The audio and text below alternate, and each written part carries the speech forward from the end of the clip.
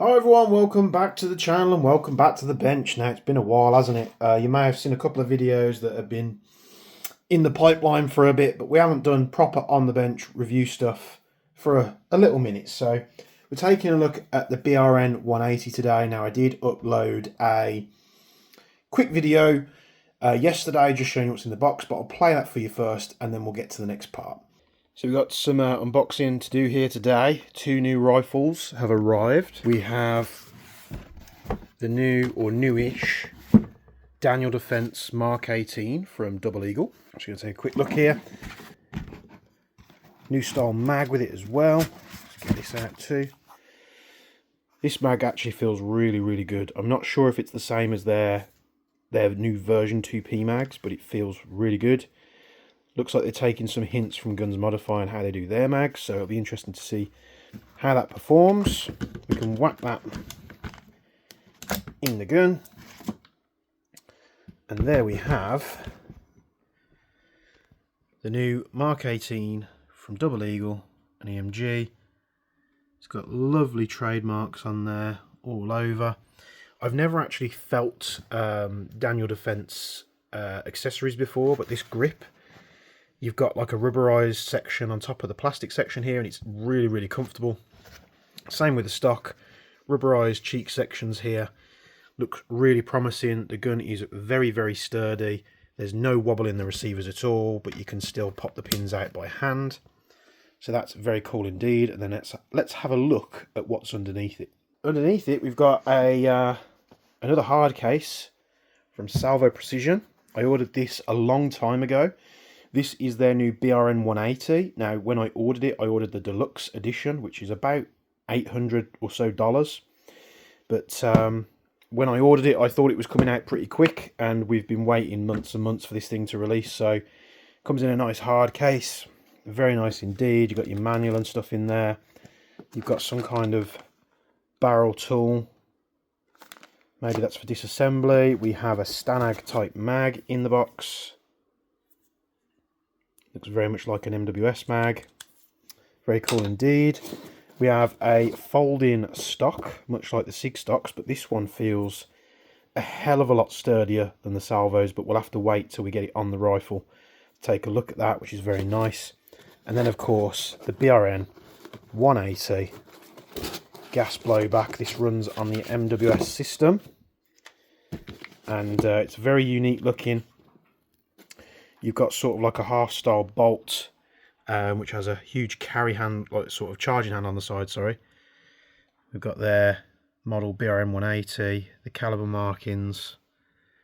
You've got this dust cover, which can be sort of flipped up and sort of sat there to cover the back half of the receiver. And the reason why I went with the Deluxe edition is because it comes with the correct lower receiver. They do a cheaper version of this, but it has like a normal M4 receiver, which is fine. You've got like a Magpul K2 style copy. It's not the rubberized version, just the plastic version. And here we've got Brownells Inc. BRN-180 there. And this gun is absolutely solid. It feels fantastic. I'm glad I went with the Deluxe version. This is all CNC, which apparently we'll get to that in the actual review. But I just thought, because I'm not sure how quickly I'm going to be able to get to bench video in this stuff, because as you'll have seen from the latest release, I am working hard to get that the new Jaeger Impacts ready for next week for the launch. But I will get this on the bench. We'll look at it properly. We'll get the stock on there. We'll take a look at this thing and see how it performs. I think the only real thing I plan to change on this is the grip. But the gun feels absolutely fantastic. I kind of fell in love with the BRN-180 when I started playing Ready or Not with the guys on Discord. But like I say, it comes in a nice hard case. Nothing else really in there. I'm hoping it feels 10 times better than the MCXs, and the MCXs aren't bad. But it'll be interesting to see compatibility wise what's going on with it, and of course how the thing shoots out the box. Now we're probably going to chuck some upgrades in there at some point, but if this gun is as good as I hope it to be, this could be my new primary AR. Could replace the Tuxcan MCX, the Spear LT, CSAW. We'll have to find out, but I'm looking forward to getting some more time on this. I just thought I'd do a quick unboxing to show you guys. So with you seeing what's in the box, just because I don't really have the space for it in here at the moment, we get the BRN-180, we get one Stanag style gas magazine, we get a folding stock, we get the manual, of course. We also get a little tool, which I presume is for a barrel nut or something. You also get a cleaning and jamming rod in the box as well, which is very nondescript. You know, they all look the same. And you get the hard case itself. So we're going to crack straight into this. First, what I want to do is I want to attach this stock before we go any further. Let's see if we can find... Oh, picked up the right Allen key the first time. So this is very much like an MCX stock, but this is what they include with the BRN. And so many times I've tried to say the name for this, and you know, BRN-180, it's a bit of a mouthful. So what we're going to do, these will be indexed on segments of the rail like that. So you don't want to go there, probably want to go in the middle. That one's going to be too low, so we're going to go about in the middle there. Let's see what that looks like. If we go one higher to clear the hinge of the stock, I think it's going to stick out on the top. So we'll shove it here. Whether this stock remains on this gun or whether I change it up for something a little bit better, we'll soon see. So tighten that up there, and that is on the gun. And there's a little bit of side movement, but it feels like it's here. Where on the MCXs, it was like the whole hinge that was wobbly. So we'll fold that. And then what I'm going to do is I'm just going to check that the screw on that part of the stock is tight. Is that going to be the correct size, or is it going to be a 3? What size is that? That's a 4. 4 is the correct size, so I'm just going to... Yeah, it looks like it was a bit loose. Tighten that up. It's lovely and sturdy. Much more sturdier than the Salvo Precision MCXs, so they must have changed something or improved it down the line. So what is it? It is a gas blowback replica built around the MWS system, as all the other D MWS style gas blowbacks. But this is built around a rifle that Brownells did. Now, you have to correct me if I'm wrong. Those firearms experts, head down to comments and correct me. But the company Brownells did an upper, and it was like this. And then you could slap that onto your lower receiver, and they did them as kits as far as I'm aware. And they've gone through different revisions. I think then later down the line they did these receivers. Now, the reason why I bought the Deluxe version, or why I got sort of pushed into the Deluxe version, is because when I was talking to Salvo about this, basically I was asking what the differences were. So there were two differences. The standard model comes with a normal M4 receiver, which is cast, and the Deluxe model had the correct receiver, which is a proper Brownells receiver, which is kind of funky looking. Some of you may like it, some of you may not. For those wanting to put different trigger guards and such, the normal model is probably better for you. But it's also all billet CNC machined aluminium, so I thought the better build quality, it's going to be stronger. I'm going to go for the Deluxe. I can't remember the price on the standard model, but I know this Deluxe was about $800. I think it was between $800 and $900. So they told me it was coming. They said the pre-order was live. It was live on Airsoft Tiger, so I jumped on and pre-ordered this thing and have been waiting for it for months. So finally it's here. We had a bit of a friendly disagreement in the Discord the other night, because they basically shipped this with the Mark 18 that Double Eagle had supplied as a review sample, so they shipped them both together.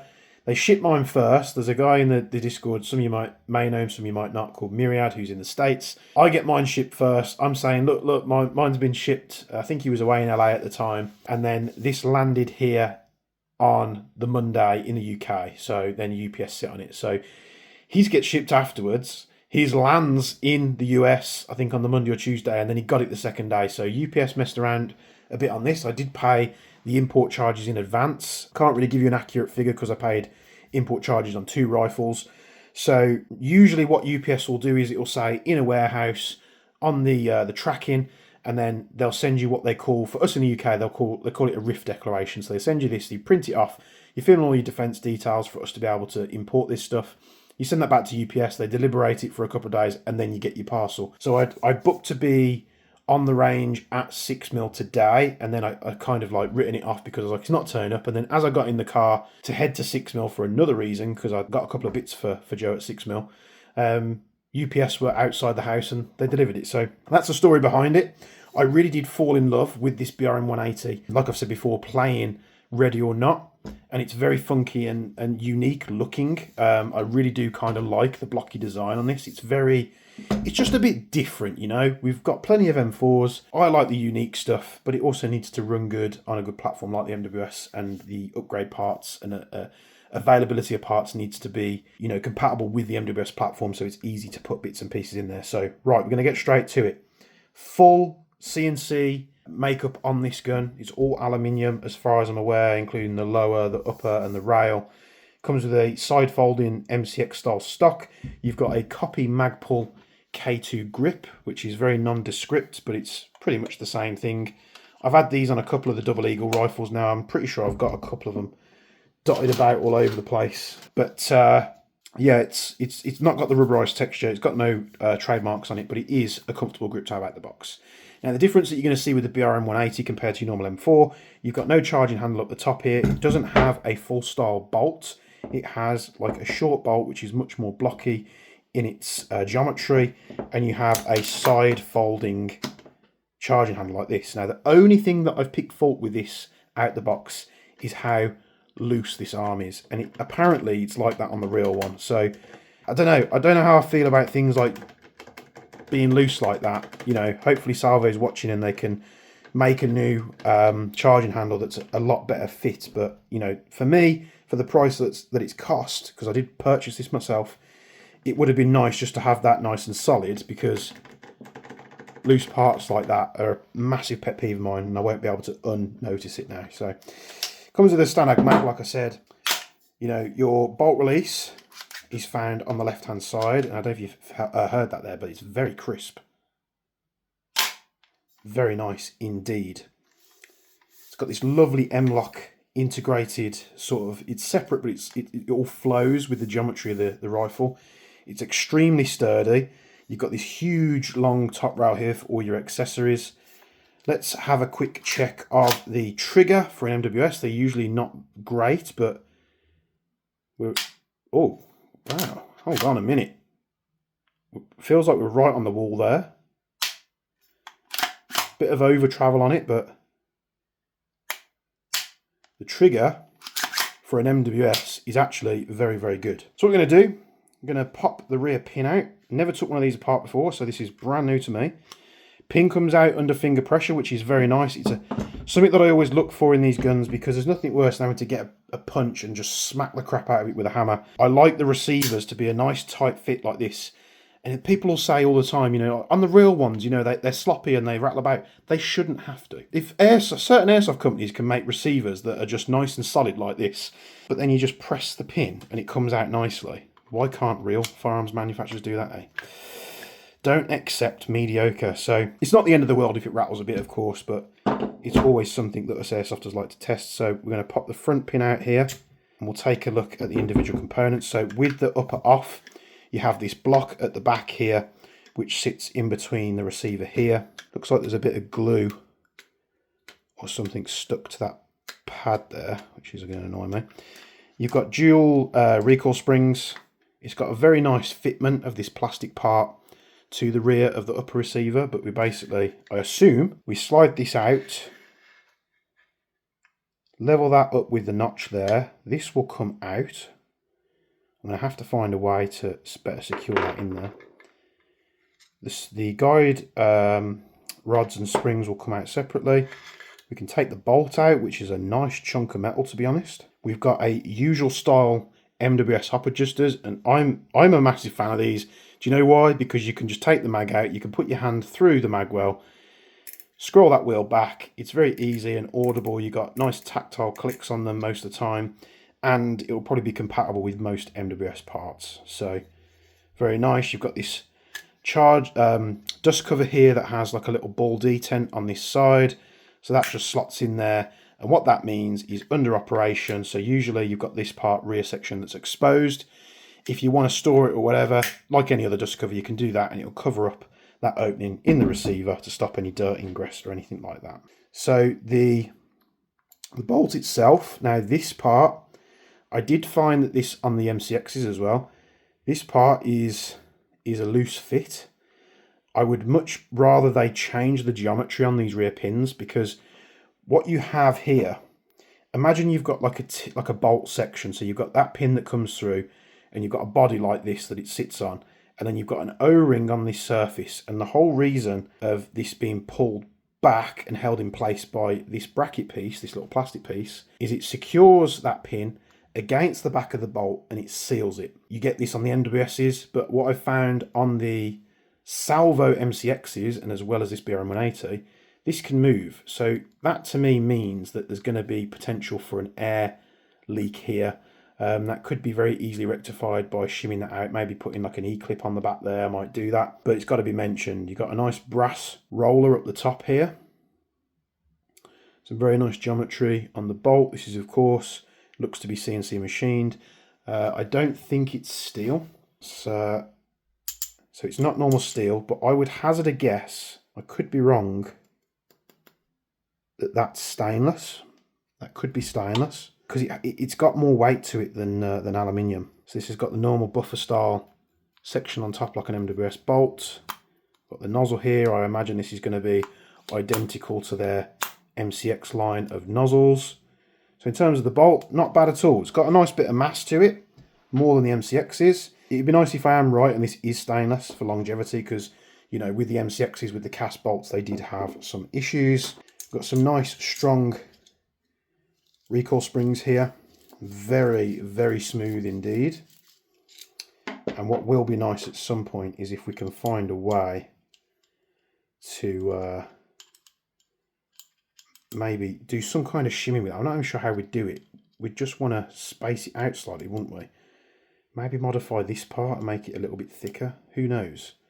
Ideas on a postcard, people, but I do really want to take that slop out because it's not very nice at all. They could fix this with their machining geometry. They could tighten up the tolerances on this so when this goes in, it's a nice positive fit. But yeah, has to be mentioned. I wasn't sure on the original things where this could be changed, but no, it can't. It's got to stand up like that. The handle piece does have a thread on it, and it's a backward style counterclockwise thread.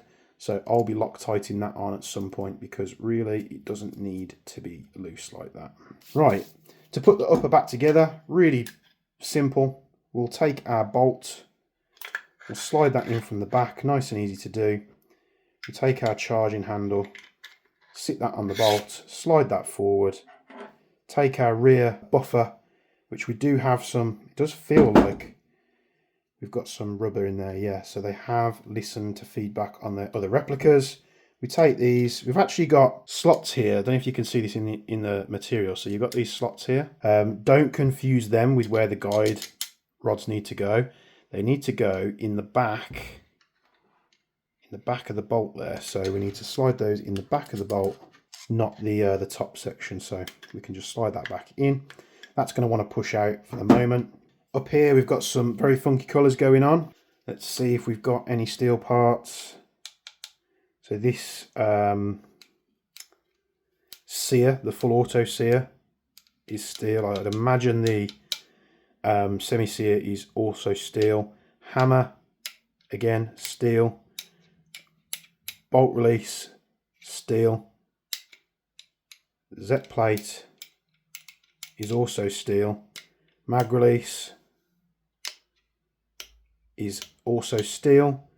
Selector is steel. Trigger is steel. And of course, the body pins are steel as well, like that. All this is going to be aluminium of some description. This is obviously CNC'd aluminium as well. So yeah, a lot of steel components. Very nice indeed. Not sure any of this is adjustable. It doesn't look like it. It looks very similar to their MCX trigger boxes there. Got a lot of grease in there, so what I will probably do with this one as I run it in and after I've done my tests is I'll come in and I'll just clean all that excess grease up, but we'll leave it there for now while we run it in. We'll put the upper receiver back on.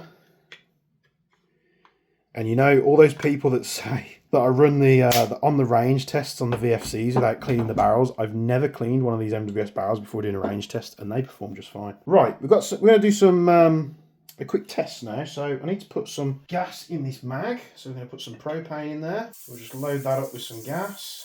Apologies if this is going to be a slightly longer video. By now, you guys know my style. I like to do it all pretty much in one as unedited take as possible. And of course, try and get in as much information as possible while I remember. So we've got 0.3s in here. Oh, I wonder if they've made any improvements to these mags. So we'll turn the Vanguard on here. I'm going to put 34 rounds in. Let's get the loading adapter.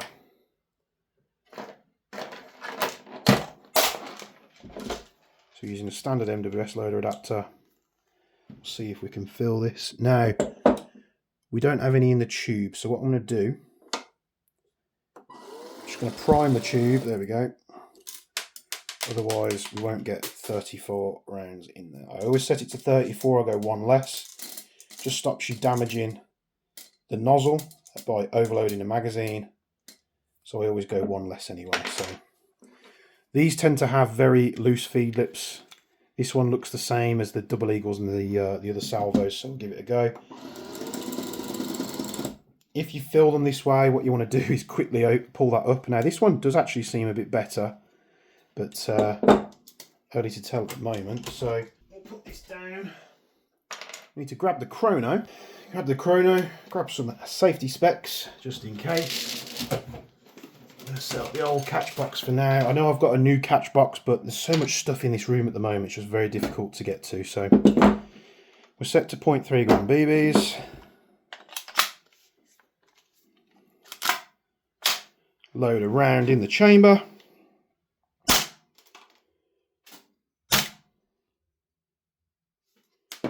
We are losing BBs out the barrel, which means we've got no hop on. So we're going to put on a little bit of hop. I really do like this magwell actually. It's really nice to insert. No more BB load rolling down the barrel, so we're good. 1.6, 1.6, 1.6, 1.6, 1.6, 1.6.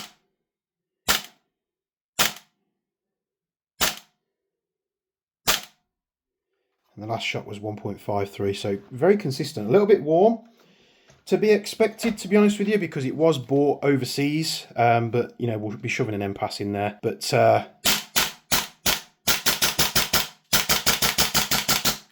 it feels really nice. It feels very nice, actually. It's not going to have a massive amount of recoil because we don't have a massive amount of mass on the bolt. Now, shot one mag in here. I haven't topped it back up with gas. We're just going to see if we can get another mag out of it.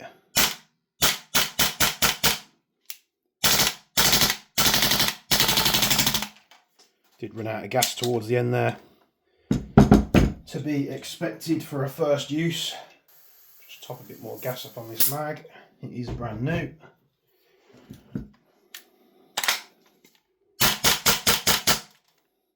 Locks back on empty, very, very nice. Seems fairly smooth. Now, what we're going to do, we're going to see if we can test out some mags. Right, I have the new Double Eagle Daniel Defence magazine to try. That came with a Mark 18, so we're going to give that a go. We've tried a Salvo mag. The Double Eagle mags are exactly the same. We've got a version 1 Guns Modified P mag. We've got a version 3 P mag. We've got a Tokyo Marui MWS mag, and we've got an EMG Lancer. So let's test some mags. Right, gas. So that's a Salvo mag, which we've done. Guns Modified P mag version 3. I'll be honest with you, I'm falling more and more out of love with these Guns Modify PMags, the later the iterations, they just seem to be getting worse and worse. The version 4 is horrendous. The performance of it is shockingly bad. So we'll just gas these mags up real quick, see what works and what doesn't. Dan Defense mag, got the EMG Lancer. And give this one a go as well. These to be honest, these EMG mags haven't been bad at all. EMG Lancer, we've got version 1 GMP mag. So we might put gas in that, and then we've got an MWS mag, which, let's face it, if you run an MWS, the standard Toki Marui MWS mag is indeed the GOAT. Anyone that predominantly runs MWSs knows that these magazines still reign the best. Right, this mag looks a little bit different geometry wise, but can we get away with the MWS loader? Will it work? You know, I'm going to try this manually first before I put it on the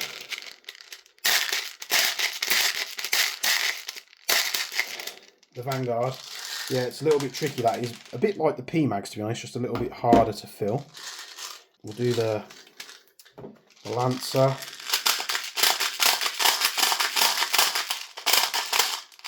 Lancer mag. I know I should be using the Vanguard here, but I've got a spool loader in my hand. MWS mag. We've got version 3 P-mag.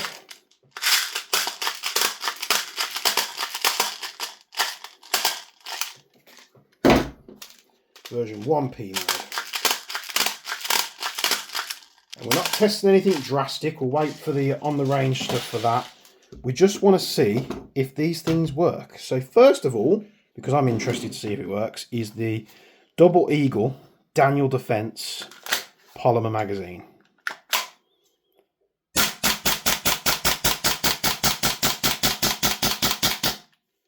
Yep, seems to work absolutely fine.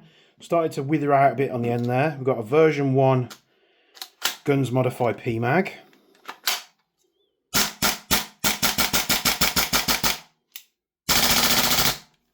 Much better on the auto there. We've got a version 3 Guns Modify PMag. See what I mean?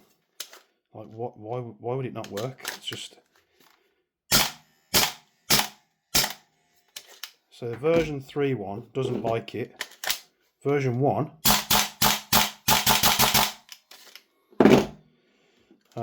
no idea on that, to be honest. Right, EMG CGS Lancer.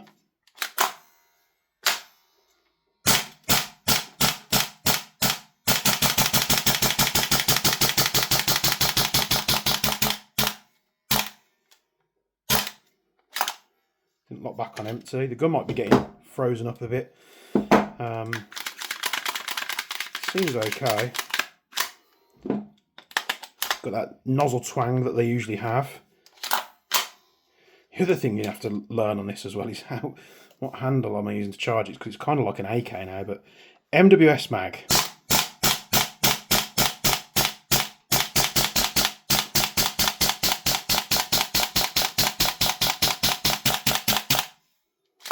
We are beginning to freeze up a bit here. I'm not sure, it could be the rifle. It's not really, I don't think it's an issue with the mag. We have started to freeze up a bit there in the nozzle. So it could be a case of dry bolts. Let's take a quick gander. Bolt's very cold. Doesn't really feel like it's got much of an air seal. And when I'm doing that manually, I can actually feel a tiny bit of air coming out the back. So I think I'm right in my assumption that they've really messed up the geometry here. So what you should be able to do with the back of these bolts is pull this nice and tight, then slide that piece in, and that bracket at the back should hold this pin against the inside of the bolt to seal it, but there's no seal there. They really missed a trick there. That could be potentially something that we need to swap out. I might have to try another one. I know the geometry is slightly different to an MWS. Yeah, I think it's just a poor air seal. We could take a quick look. This video is getting long, so maybe we'll leave that for a second video. But seemed to start off okay, and then just as it cooled down, it really started to struggle. But I think it's to do with the air seal on this. I don't think the air seal is good enough, especially when you're spending $800. As nice as this thing is, the little things like that, like sealing the back of the bolts up, like how has no one at the factory caught onto that's an issue? I really don't know. MWS mag still fires okay. EMG, PMag, Danny Defense, and of course the original Salvo. Yeah, we've got an air leak somewhere, I think, so I'll need to look into that because we're super long on the video already. So stay tuned. We'll be looking at more stuff on this Salvo Precision BRN-180. I think it looks fantastic, it feels fantastic, but then they've crossed the T's but not quite dotted the I's on one of the most important components in that bolt. So Salvo, if you're listening, that is an issue. You need to address it. It was the same on the MCXs. It's just a simple geometry change. That back pin needs to pull against and kept pulled against the rear inside of the bolt to let that O-ring seal. So it might just be a case of we can just change that O-ring out for a bigger size and be done with it, which would be happy days. So thanks for tuning in as always. Hope you like the BRN-180. It's definitely a cool looking gun, very different looking gun, and very blocky, but I kind of like it. And we'll see in the consecutive videos if we can get this thing up to where it needs to be. Thanks for tuning in as always. You can join the Jaeger Precision Discord community with a link down in the description below. But from me and Bench, we'll be seeing you in the next one.